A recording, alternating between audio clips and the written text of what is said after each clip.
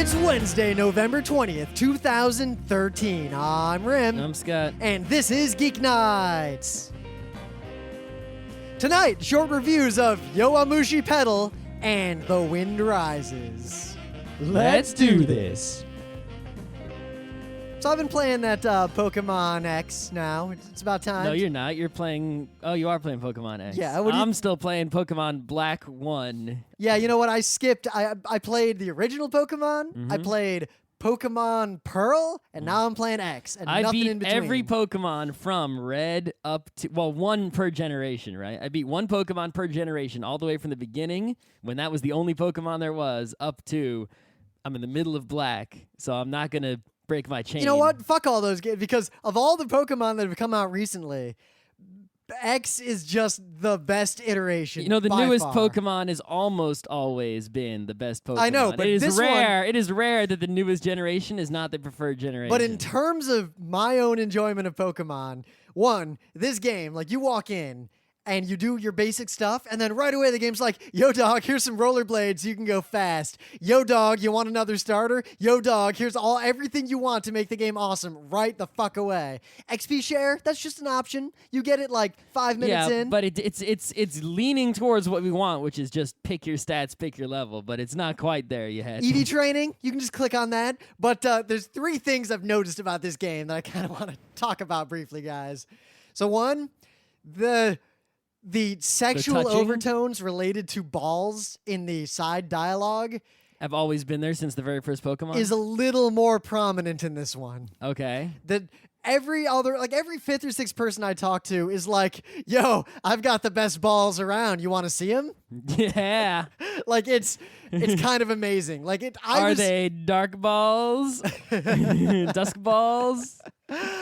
But 2, you pick a guy or a girl, and they have the whole dress-up thing. Like you can spend lots of Poké Dollars to dress your character up. The guy's options are basically, do you want black pants or dark brown pants? Like they suck. So I'm playing as girl because there's lots of cool fashion stuff you can do. Guys basically don't get to play that game. Okay. So I'm playing a girl, Texas, Japan. and you know all these kids. Like there's all these kids, which are kind of annoying because they keep showing up and talking to you like you're their friend, and you're just trying to get them to go away so you can continue to fight and get Pokemon. Mm-hmm. But of all of them, there's Tierno, who's like this fat otaku kid who's kind of awesome. Okay. But one of the characters... What kind of Pokemon does he have? I already don't remember. He had some dumb Pokemon. I haven't fought him too much. I'm sure they would be nerdy, right? I don't know. He's just a nerdy guy. Like he's wearing that guy's shirt, and he was really into dancing. It has a picture of a wolf Pokemon howling at the Pokemoon. I don't know, what's a wolf Pokemon? I can't think of Well, there's one. that new poodle Pokemon, which I have named Woodle. I would not use a poodle Pokemon. So I tried to name... I only use evil Pokemon and horrifically Yeah, so cute one of the Pokemon I picked up, I named him Murasame. He's just this floating fucking sword. And his story is some guy got fucking killed and his soul is trapped in this sword. That is my kind of Pokemon. And you know what? That is a Scott Pokemon right there. He's all like dark and steel and ghost and Fuck dangerous. Yes. And Best Pokemon. Swords, evil, perfect. Also, I'm the best using the fuck out of Pokemons him. are cute, like Combee. Yeah, some of these fairy Pokemon are going to be up your alley. All right. I saw a Combee, Ooh, but... Was it which kind? The unevolved Combee? Was it male or female Combee? I don't know. You should be able to tell just by looking at it. What I kind of don't Poke remember. Trainer are you? You didn't even look at your Pokedex. Apparently, I'm the best fucking Pokemon trainer ever, because everyone I talk to is like, whoa, there's some kind of crazy aura emanating from Lady R. Wow, she's just beating everybody. Oh my gosh. Sure. But I tried to name my Bulbasaur, and it was like, I guess you don't want to name your Pokemon anything, and it wouldn't let me. Mm-hmm. But then he evolved into Ivysaur, and I was able to then change his name to Bulbasaur. So my Ivysaur's name is Bulbasaur. But there's a girl character. She's like one of your friends, and she... there's friend stuff in this game. She like wants to be friends with instead you. of one rival, it's like a team of rivals. You have a team of rivals, but they're all also friendly with you. Okay. But the girl... So it's like 10 Garys. The girl is totally crushing on me, and there's this scene where like you do a bunch of stuff with her, and then she's like, "Oh, let's go watch the fireworks together." And then you get this whole FMV where you guys sit and watch the fireworks in this castle, and it's all super romantic. And she's like, "I will treasure this moment that I spent with you for the rest of my life. I hope we can be very close friends." And Sure. she's totally hitting on me, and I'm totally a girl, and I love this. I think I like the fact that this is a character who is. Did she show you her balls? She showed me all of her balls. She has more than 2. Okay. Yeah, usually people carry 6. I like the fact that she is really obviously hitting on my character, and 2, she has the same dialogue regardless of what gender you choose. Okay. So this sort of gender-neutral relationship thing going on is it's pleasing to my eyes. At the start of the game, they're totally sexist, not letting the dudes play dress up. But then they're totally... Well, the dudes can play dress up. It's just the dress-up options for dudes suck. And then they're totally the opposite later on. I think it's just whoever designed the clothes for guys was really uninspired. Also, you can sit down. Like, you can just sit down on stuff. I kind of like that. Very Ragnarok style. All right. So, yeah, I'm enjoying my Pokemons. Is that it? That's what I'm doing right now. All right. Let's. And I've noticed, now that I'm carrying my DS around, my 3DS, every single person I've met in Street Pass for the last week has been playing Pokemon. That's true. Every single one. Yep. A full load of Except 10 me, everybody. every day. All Pokemon, except one kid who was playing system settings. Except me, everybody. Yeah. I don't know what you've been playing. I gotta go see. Rune Factory and Picross. I've got Rune Factory. I haven't played much of it yet, but I'm totally hitting on that dragon. It's not as good as Pokemon. I want to hit on the mayor of town, the dragon girl, but You're the mayor of town. Well, no, the girl I fell on, like the dragon, whatever. But You can't. I don't think I can. No. So I think I'm gonna hit on the town guard. That's who I've been hitting on. She's way more powerful than everyone else. That is the only person worth hitting on. Everyone else is kind of stupid. So anyway, I guess second choice might be like Flower Shop Girl. she's okay. Yeah, or Piano Music Girl. Actually, if I were a girl in the game, the guys I can hit on I think are way better choices, but who you gonna hit? Old guy? not old guy. So yeah, brief news. We are vaguely aware of this Vanguard thing. Yep. Basically, at Kineticon 2 years ago, we did this come and do your panel, if which is like a panel gong show. Yeah. Or panel audition. And some guy came in, did this panel about Cardfight Vanguard, which is some collectible card game I never heard of before. And the way he presented it, I was like, oh, that game actually doesn't sound half bad for a collectible card game. Guy did a good job. But then we started noticing it around. Like, we saw a bunch of this. Then once I knew what it was, I started seeing it everywhere. And at PAX Oz, I saw it a lot. Compared to other places. I've seen it more there than anywhere else. Well, it's like once you see a bear in the woods, it's just bears everywhere. Yeah, so Cardfight Vanguard is some sort of CCG. I still don't know how to play it, but it has all sorts of licensed properties amongst its cards. Yeah, there's multiple anime, there's a manga, there's a live action. But it's like you can get Hatsune Miku cards up in there and shit. It's pretty crazy. You know what it is? It is what the Penny Arcade fighting system game was supposed to be. I guess, I don't know. But it's sort of, the system has like, gigantic numbers. So it's a lot closer to like Yu-Gi-Oh! Or some JRPG where it's like 5,000 damage. Whoa! So my news is that you guys, if you care at all about this sort of industry, as opposed to like just the fandom or whatever, but if you care about the industry, pay attention to this Vanguard thing because it's got tentacles touching every aspect of anime and gaming. Yeah. In a I feel like big this is one of way. those things that's pretty big and nerdery outside the U.S. and is a little bit in the U.S., but is growing everywhere quite a bit. Yeah, I think this is going to be simmering for a while, and then it's gonna blindside a lot of people down the road. Yeah, this doesn't seem like one of those things that just like some side deal. It seems like a slow, low bubbler that just takes a long time to boil. So the artist of Yu-Gi-Oh! R manga is doing a Vanguard manga called Cardfight Vanguard. That's what the name of the thing is. And Vertical licensed it to release it in the US. I guess they recognize that it's gaining popularity. Exactly. If Vertical licensed it and has noticed Vanguard enough to bother with this, then there's something going on. So keep an eye on all this But if you want to business. play a card game, don't play this play game. Netrunner. Yeah, Netrunner's your game. Don't play Cardfight. Well, first comment on Anime News Network. That's a really unusual grab. For Vertical? I mean, Vertical, they're changing their game. Anyway. I wouldn't be surprised if Vertical was paid to license this. What the fuck is this?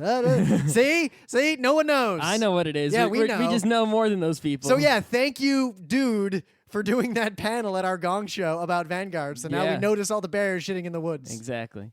So everyone knows this already, right? But, Miyazaki retired, and everyone was like, oh, he's not actually going to retire. We were totally right. Yeah, well, he's making another manga. Oh, my God. I'm pretty sure he said he was retiring from filmmaking. Sure, whatever. He's making another manga. I don't think he's made a manga that I know of since Nausicaa. I mean, maybe he's made some small ones, but he hasn't made like a major one since then. And that was forever ago. And the new one is all samurai and awesome, and there's some pictures of it, and people are freaking out when they see the pictures because, oh my gosh, how could you not freak out looking at that? Yep. I freaked out also. And then people are basically just dying. I've seen tweets that are along the lines of, I am, all I want to do is read each page as he writes it. Like I am only, not kill. I am only continuing to live my life so I can read this manga and such and such. And okay, sure. Yeah, it'll be interesting. That's pretty much it. It's just, that's the news. If you haven't heard that news, what rock were you living under? Yeah, guys, you shouldn't get your news from Geeknights.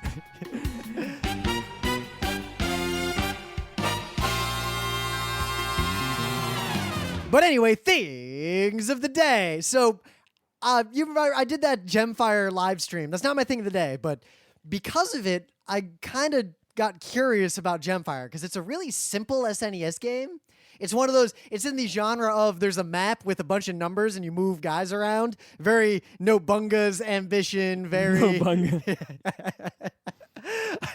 Yeah. Yeah. So it's that kind of game, and it's pretty simple, but there's all this stuff in the game that as a kid I noticed, like all these icons that never made sense and weren't really explained, and all these like hereditary things and complicated crests, and like the game had this really sort of apparent depth that had no bearing on the actual game. So like all the lore I never read. Yeah, but this is in the SNES era where there was no lore to read. The game there's no was memory to put any lore. Yeah, so the game was it, and there wasn't like a supplementary thing that I could ever find. So after doing the stream, I went to GameFAQs, and good fucking God, I think Gemfire for the SNES wins the award for the most ridiculously complex bullshit that could come up in gameplay but will never actually matter. And I can't believe people took the time to figure this shit out. They've had a while. So here's some example. Characters, you have vassals and lords and people and families and whatever. Characters have an age. It's pretty arbitrary. Most of the guys are like in their 20s, 30s, 40s. Some of them are in their teens. Doesn't matter at all. The game progresses through time. Turns out the characters age. Like their age goes up on their birthday every year. They can die of old age. The game will never be that long. Yeah, if you suck at this game and you somehow beat it and it takes you forever, it might take you maybe 6 or 7 years to beat the game. No one will die unless they die in battle. Yeah, 6, 7, maybe like 10 or 11 years. Oh, they can't die in battle, for one. Oh. So 6 to 10 years maybe Shows how to much beat I this played game. Gemfire. Yeah, if someone makes it to the age of 75, every year from that time on, there's a random chance they'll die. And if the head of a family dies, then the crest of the family may change because someone in the family who is an heir to the throne, and there's icons that tell you who's the heir to what, can become the head of the family. If there's Maybe you're supposed to play, and instead of playing just to win, just like play to role play and just slow roll it. Yeah, so here's where this gets crazy. If you contrive a situation such that the heir to a family, the final heir to a family, is banished or dies of old age, then the family disbands, and every person who's the highest rank in each property, like every person who controls one or more of the realms that you have control over, their family crest appears on the map, and they're now a new family that they're the head of. So you can break a family up with ridiculous contrived bullshit, form brand new families that have all their own lore and all their own shit, and then win the game with that. And there seems to be a dedicated subset of people on the internet who do this for fun. All right. So look at the... Why don't you get one of their save games? Yeah, read through this GameFAQs, and then look at the game and try to reconcile in your brain between the two. Okay. So, thing of the day, huh? All right, Demeter. What's Demeter all about? The harvest and such? Yeah, I don't know why they chose this name. What do you mean they? So, if you go to... The Greeks? Yeah, there's one thing... The Greeks? You're saying why the Greeks... No. Okay. My thing of the day chose this name. So, I'm not a fan of perfumes. There's a lot of places in New York that sell them to tourists, right? And it's like you just want to make yourself smell like something. It's like it's kind of weird. I mean, there are some perfumes that smell holy shit good. Well, I enjoy smelling them, but I think it's kind of stupid to spend $1 zillion on a good smell when you can just get a thing that smells good, like a food. Or get a cheaper perfume that smells the same because no one can actually tell. Yeah, if you want to smell like strawberries, just rub some strawberries on your ass. All right? Oh, because that doesn't hold as anyway. Anyway, so this website, DemeterFragrance.com, is a website where you can buy perfumes, gels, oils, things that smell, right? Okay. And they have, typical, kind of things, right? But all of their smells seem to be branded in some way. So, for example, right now they're advertising the Nigel Barker signature fragrance collection, which has smells such as Nigel Barker, which I guess smells like a dog. Wow, we're now making the Rim and Scott sense. Right, Times Square that's supposed to smell like tourist. I don't know. Imagine it smells like some combination of urine and tourist. But they have lots of, in addition to all these normal smells like cranberry lotion, not too weird. They've got things like fuzzy navel or pizza or pumpkin pie. So it's pretty much that, what's that, the soda company that always has like... Jones Soda? It's the Jones Soda of perfume. Oh my God. Remember that year when we got that Jones Soda and we were They've got Hello Kitty perfumes. They've got Elvira, Mistress of the Dark perfumes, Tootsie Roll, officially licensed perfumes. I guess if you want to smell like a Tootsie Roll or a slice of pizza or who knows. So this shit is cray-cray. I don't want to pay any money for any of this, but they do have 100% money back guaranteed, no questions asked. So maybe I should buy some, smell them, and send them back just because I want to see what they smell like. I'm sure I think it's like the Jelly Belly of perfumes. I'm sure we'll encounter some of this at convention. They're promoting their candy cane truffle, so seasonal. Huh. You know what? Actually, you got to cross-brand that with Adventure Time and make all the different princesses. Smell. Oh, man. Yeah. I tell you what. What does Lumpy Space Princess smell like? I know one old man who's going to be first in line. Yeah, he's like, I smell even more like Homeless Bum than I usually do. So with this Lumpy Space Princess perfume. So because my thing of the day was tedious and it's a lot of text, I have a secondary thing of the day for you people with short attention spans. It's a 9-second video of the most terrible toaster in the world. Okay. Meta moment. The book club book is Aidoru by William Gibson. Did you read it yet? A classic. I didn't even start. Really? You're going to go to Istanbul. I'll have plenty of time to read it. I'll have it done already. You had it done already. I know, but it's been a long time since I read this book, so I'm going to read it again. All right.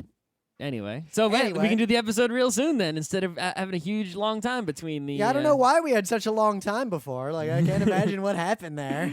Anyway, maybe we could even do a book club book every Thursday episode. No, won't happen. So yeah, Meta Moment. Watch our live streams, watch our videos. Come see us at MagFest. Yep. Which is coming up real soon. No shows next week because I will... Ironically, there will be a lack of shows between now and December. There's going to be more than one show, but less than full number of shows because, holidays in the United States. And then MagFest, and then recovery from MagFest. In January, there will be a return to full showness until... Full show consequences. Until PAX East. But I'm going to be, ironically, in Turkey over Thanksgiving, so I'm going to miss out on all gobble, gobble. Thanksgiving that's going on because it's really not a holiday anywhere but North America. That's a shame. It's fine. It'll be worth it. It's going to be a chill time over there in Turkey. Going to hang out. Yeah, enjoy your no turkey eating. You know what? I think you're going to go find an American hotel that will serve a Thanksgiving dinner? I think as I'm sitting at a 5-star restaurant overlooking the Bosphorus, drinking wine, and just enjoying the silent, breathtaking view of one of the most historic and notable rivers in the world, eating the fanciest, finest food with my own sommelier, I think I'll be okay. I think I'll be in my apartment, gazing out over the most important city of the world, the capital of the world, eating Thanksgiving leftovers, which are more delicious than anything in any restaurant Yes, and you know what I'm not going to miss? Thanksgiving leftovers. That shit's going to be waiting for me when I get home. Will it? From where? Emily. Yeah, where's she going to get it from? Thanksgivings. Which Thanksgiving she going to? There's people other than you have relatives. Sure. But they don't have the same leftovers that I have. What is this? Okay, I got distracted by... I'm watching drama in a thread related to a convention that's popping up in my Google Glass. Why are you doing that? Because it keeps popping up, and it's drama. Okay. It's funny drama. All right. So yeah, Scott and I have each seen an anime that the other one has not seen. Right, we do one anime each. That way the episode's real easy like, and we don't have to sit here going, what have we both seen? We were gonna both do the thing that Scott saw, but Rim didn't watch it. I fell asleep instead of watching it last night. Good job. Yeah. We even finished gaming early. We had plenty of time. That's why I know, I was but you know what I did it. instead? I played Wizards and Warriors. You just kept playing it? I'm gonna live stream Wizards and Warriors now. How much did you get far? Not far much did further you than much I got before. Okay. That fucking lava, fuck that. You need to get the lava boot. When I play through again, I'm not getting that goddamn horn. The horn, the thing is, in the next level, you're going to want that horn because it reveals the secrets. I am keeping my boots because the boots are better than anything. But if you reveal the secrets, you can get the magic wand, whatever thing. Don't care. All right. Don't care. My knife skills and will, mad treasures will also. see me through the night. Mad treasures. That game sucks, dogs. It is mad hard and not fun. But anyway. So, your anime. My anime. So, this is anime I've been thinking about watching because it's about bikes. It's called Yowamushi Pedal, which is about bicycling. And Yowamushi, Emily says, means weakling. So, it's like weakling pedal, right? And what's it about? It's about an otaku. He goes to high school. He's an otaku, has no friends, but he's not a bad guy. He's not that guy. He just likes animes and likes mangas and likes capsule toys and such and such. And, you know, he likes to sing anime theme songs. But he doesn't have any friends, even though he's not, socially inept. He's just introverted. And he goes to high school, and he bikes to high school, right, on his stupid, one-gear old lady bike. And when he gets there, he tries to join an anime club. Anime club's closed. Not enough nerds.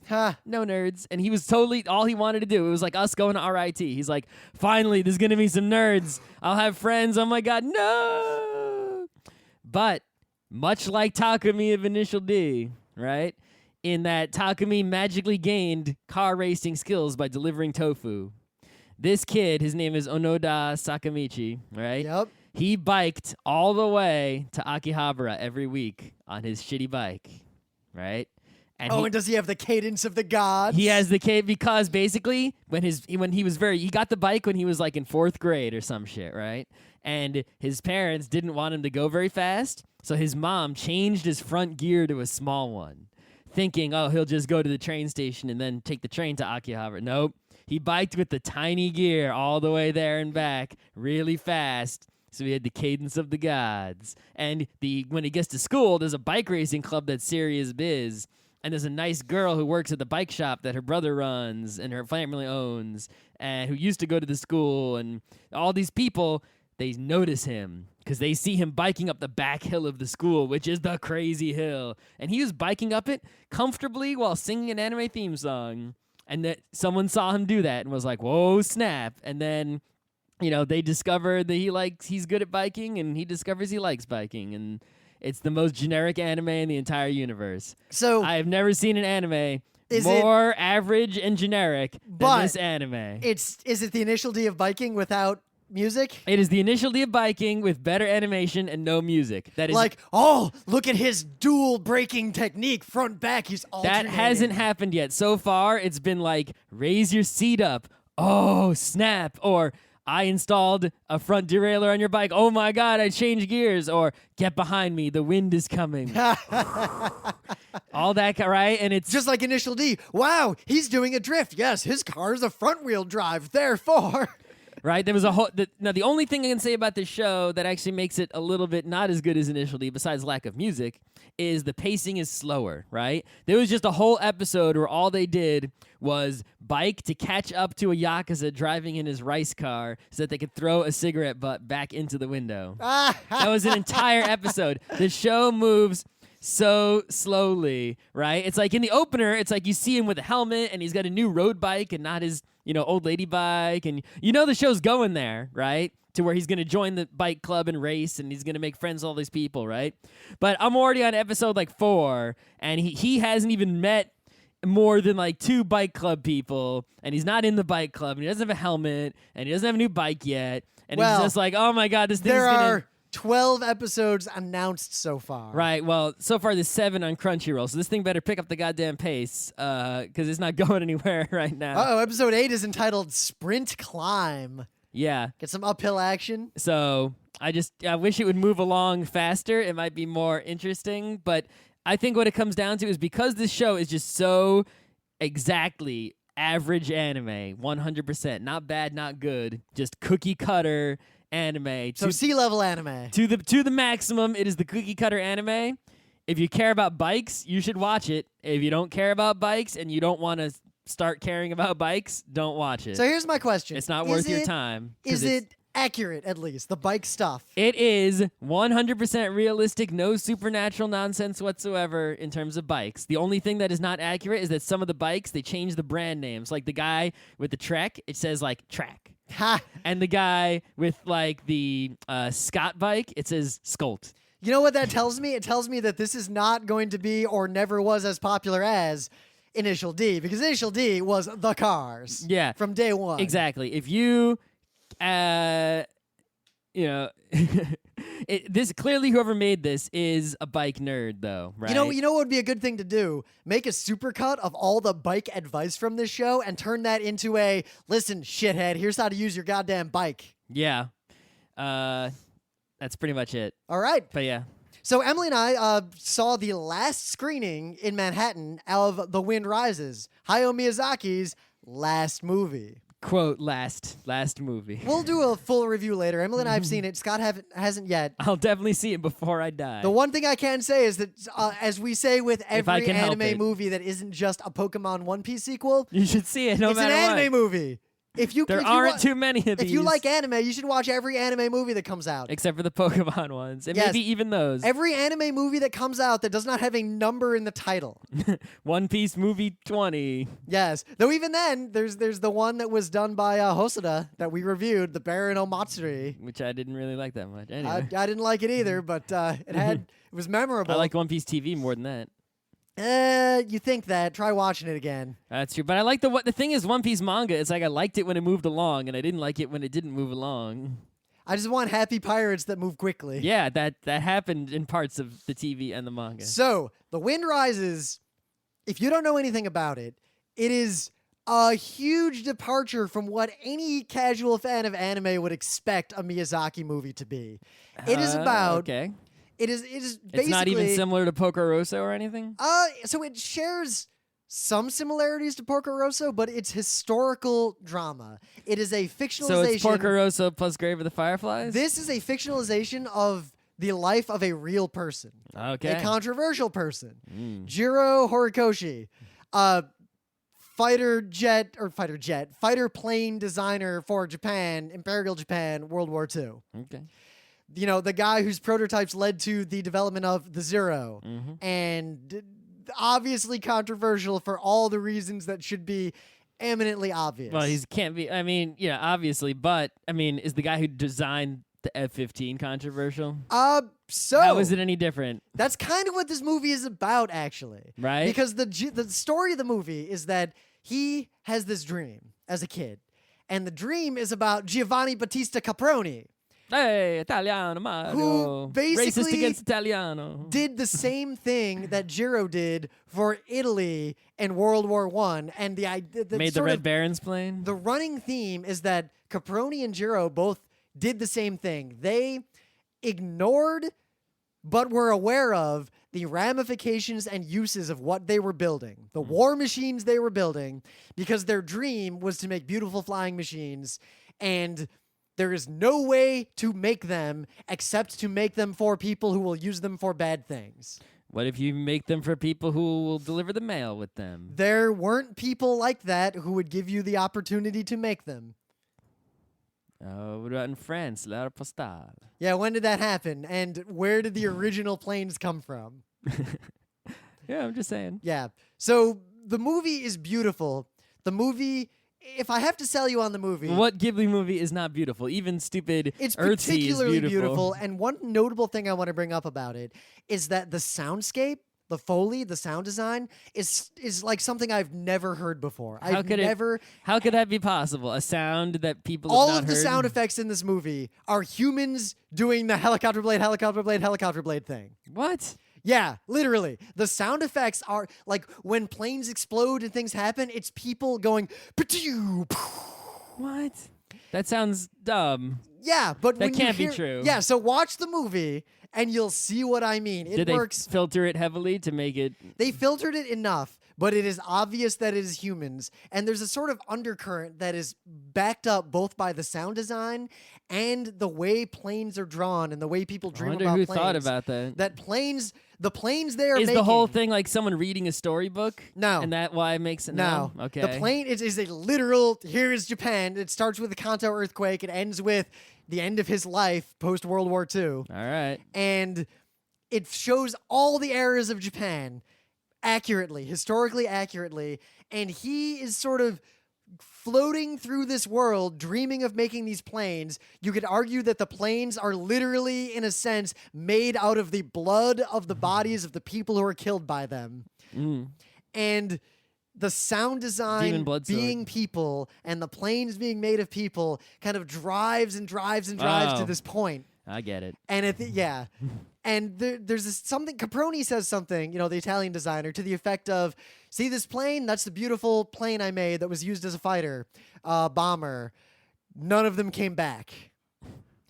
Toward the end, you see the planes that Jiro designed that were used in World War II, and he says the same thing. None of them came back. And that is what this movie is about. And I don't want to say anything else because it's a Miyazaki movie. There's no reason not to see it. But it is the most complex movie Miyazaki has ever made, in my opinion. And it was amazing and soul-crushing at the same time. I wonder who did make the F-15. Do you know? Is it a The famous? F-15? Is it a person that we know? I don't know. Right. But it's complicated because the movie doesn't even, like, Hitler is mentioned in this movie. He meets at one point this German guy who fled from Germany, and he has this whole conversation where the guy's like, Japan is going to explode, Germany is going to explode, none of this is going to end well. And you see the rise of Imperial Japan and the rise of fascism, and it all just kind of rises around him. The wind rises. You have no choice but to be blown over by it or to survive it. And to survive it, you have to sort of go along with it. There's sort of this undercurrent implied that had he resisted this, the planes would have been made anyway by someone else, the wars would have happened anyway, and that his choice was to die or make these dreams come true, even though those dreams will kill people, because the people will be killed anyway. The wind rises. You can't stop it. It sort of has this undercurrent almost that the Kanto earthquake and the militarization of if Japan you're in that position, were both you couldn't. equally inevitable from the position of an individual person. Well, from that person, right? There's someone else who could, like the Yes. Emperor could have done Yes. something, right? But he couldn't. So it's a complex movie, and you should all see it if you are fans of anime. We'll do a sort of deeper review once Scott's seen it too, and maybe we'll do a three-way, an awkward three-way, like in our Burning Wheel game last night. Sure.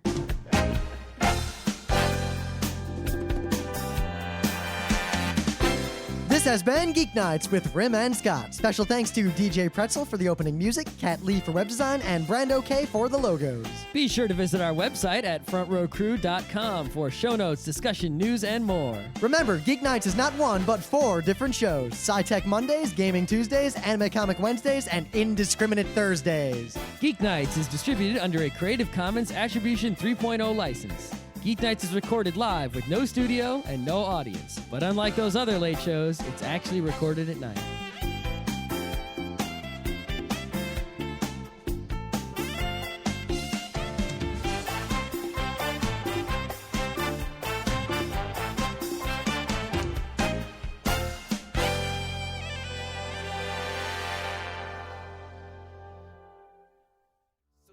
There's a party at this girl's house. I think we're cool because with stamps I always help her out. She is fine, but her friends are kinda this and thatness. But with me I better help her find her inner catness. So I dance with my manager Vance, asking if I could just get a friendly payment in advance. He blows me off, so I scoff, throw my smock, check the clock, take it off, check my wad, feeling soft. All I got is 5:45 and it's 5:45. Gotta get a Whopper and a 40 ride. Well, I got 5:45 and it's 5:45. Gotta get a Whopper.